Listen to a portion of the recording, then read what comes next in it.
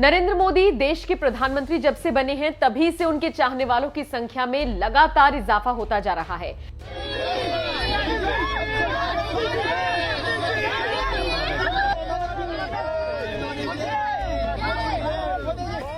शायद यही वजह रही कि दूसरी बार भी देश की जनता ने मोदी को ही प्रधानमंत्री पद पर आसीन कराया। मोदी लहर का असर पूरे देश में इस कदर है कि हाल ही में 5 राज्यों में चुनाव हुए, जिनमें से 4 राज्यों में बीजेपी को प्रचंड जीत मिली। इसके बाद से ही लोगों ने कहना शुरू कर दिया कि 2022 में हुए चुनाव 2024 का ट्रेलर थे। 2024 में भी मोदी के ही पीएम बनने का दावा जोर शोर से किया जा रहा है। अब तक कई बड़े वक्ता और एस्ट्रोलॉजर्स भी 2024 में मोदी के प्रधानमंत्री बनने की भविष्यवाणी कर चुके हैं। इसी कड़ी में जीवनदीप पीठाधीश्वर उत्तराखंड के वरिष्ठ महामंडलेश्वर स्वामी यतीन्द्रानंद गिरी महाराज ने बड़ी भविष्यवाणी करते हुए कह दिया कि ग्रह नक्षत्र के हिसाब से 12 साल देश की कमान नरेंद्र मोदी के हाथों से कहीं नहीं जाने वाली। पीएम मोदी की तारीफ में उन्होंने कहा, नरेंद्र मोदी आने वाले 12 साल तक दिल्ली के राजा रहकर शासन सत्ता पर काबिज रहेंगे और योग्य शख्स को गद्दी सौंप देंगे। इस दौरान उन्होंने योगी आदित्यनाथ को मोदी के बाद अगला पीएम बता दिया। उन्होंने कहा, हिंदुस्तान हमारा है, हमारे बाप का है, बाप के बाप का है और उनके बाप का है। इसी बीच यतीन्द्रानंद ने शायर मुनव्वर राणा पर भी तंज कसा और कहा, भारतीय संस्कृति पर इन लोगों को देश से बाहर कर देना चाहिए, जबकि देश को हिंदू राष्ट्र घोषित करना चाहिए। जहां भी शांति सद्भाव की बात आती है तो देश का नाम सबसे ऊपर आता है। अन्य देशों में आपस में खींचतान मची है। उन्होंने कहा, जिस देश के प्रति मुनव्वर राणा के दिल में नफरत बसी हो, उस देश में उसे रहने का कोई अधिकार नहीं। मुनव्वर राणा जैसे लोग समाज में जहर घोलने का काम कर रहे हैं। अगर वो देश छोड़कर जाना चाहते हैं तो जाए, हम उनके टिकट की व्यवस्था कराएंगे। इस दौरान यतीन्द्रानंद ने शाहरुख खान को भी नहीं बख्शा और कह दिया कि उन्हें भी भारत छोड़ देना चाहिए। आपका यतीन्द्रानंद की इस भविष्यवाणी और उनसे जुड़ी इस खबर पर क्या राय है? आपका क्या कहना है? कमेंट बॉक्स में अपनी राय हमें जरूर दें। साथियों, आज एक और विषय में देश के लोगों के सामने रखना चाहता हूं। ये विषय है भ्रष्टाचार के खिलाफ कार्रवाई को रोकने की साजिश। आप मुझे बताइए साथियों, क्या भ्रष्टाचार के खिलाफ कार्रवाई होनी चाहिए कि नहीं होनी चाहिए? भ्रष्टाचार करने वालों पर कड़ी कार्रवाई होनी चाहिए कि नहीं होनी चाहिए? ये भ्रष्टाचार रूपी दिमाग देश में से नष्ट होनी चाहिए कि नहीं होनी चाहिए? साथियों,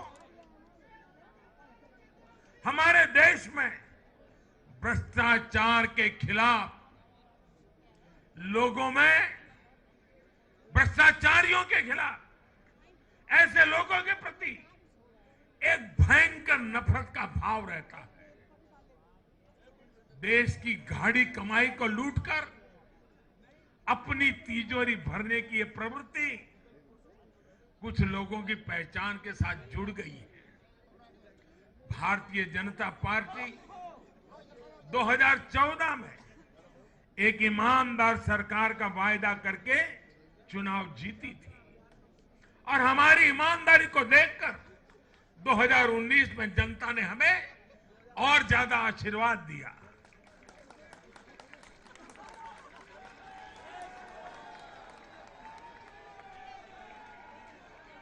और देश हमसे अपेक्षा करता है कि मोदी जी, आपकी सरकार सिर्फ प्रामाणिक रहे इतना इनफ नहीं है।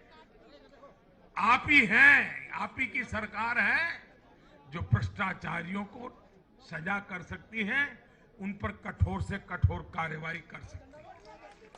मुझे बताइए, जनता की इस अपेक्षा को मुझे पूरा करना चाहिए कि नहीं करना चाहिए? जनता की आशा आकांक्षा के लिए सरकार ने जिम्मेवार व्यवहार करना चाहिए कि नहीं करना चाहिए?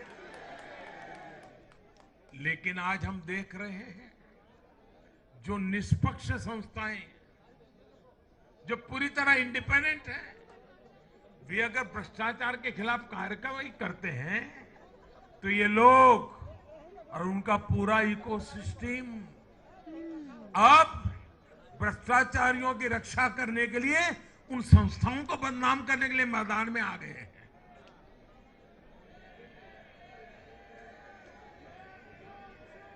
ये देश का कितना बड़ा दुर्भाग्य है कि घोटालों से घिरे लोग एकजुट होकर अब अपनी इकोसिस्टम की मदद से इन संस्थाओं पर ही दबाव बनाने लगे हैं।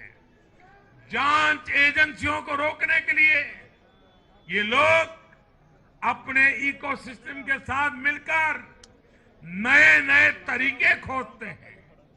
इन लोगों को देश की न्यायपालिका पर भी भरोसा नहीं है। पहले हजारों करोड़ रुपए का भ्रष्टाचार करो, फिर जांच भी नहीं होने दो, और जांच करे तो उस पर दबाव बनाओ। ये इन लोगों की प्रवृत्ति है। और देश के लोगों को एक और बात पर मैं ध्यान देना के लिए आकर्षित करना चाहता हूं। ये लोग किसी भ्रष्टाचारी पर कार्रवाई होते ही उसे धर्म का रंग देते हैं, प्रदेश का रंग दे देते हैं, जाति का रंग देने लगते हैं। ये नए तौर तरीके शुरू हुए हैं। किसी माफिया के खिलाफ अदालत कोई फैसला सुना देती है तो भी उसे ये लोग धर्म और जाति से जोड़ देते हैं।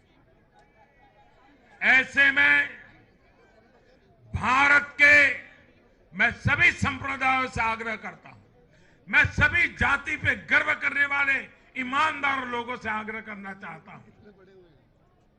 उन सबको सोचना होगा कि ऐसे भ्रष्टाचारियों, ऐसे माफियाओं को अपने समाज से, अपने संप्रदाय से, अपनी जाति से दूर करने की हिम्मत करें।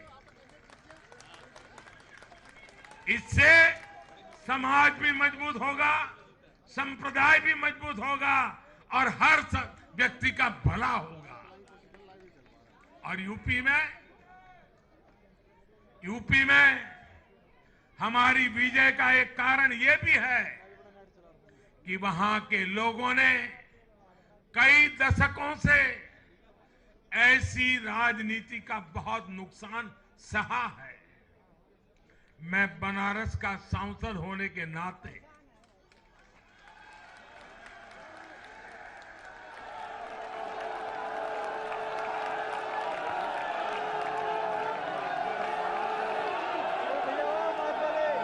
यूपी के लोगों के प्यार और आशीर्वाद ने मुझे भी यूपी वाला बना दिया।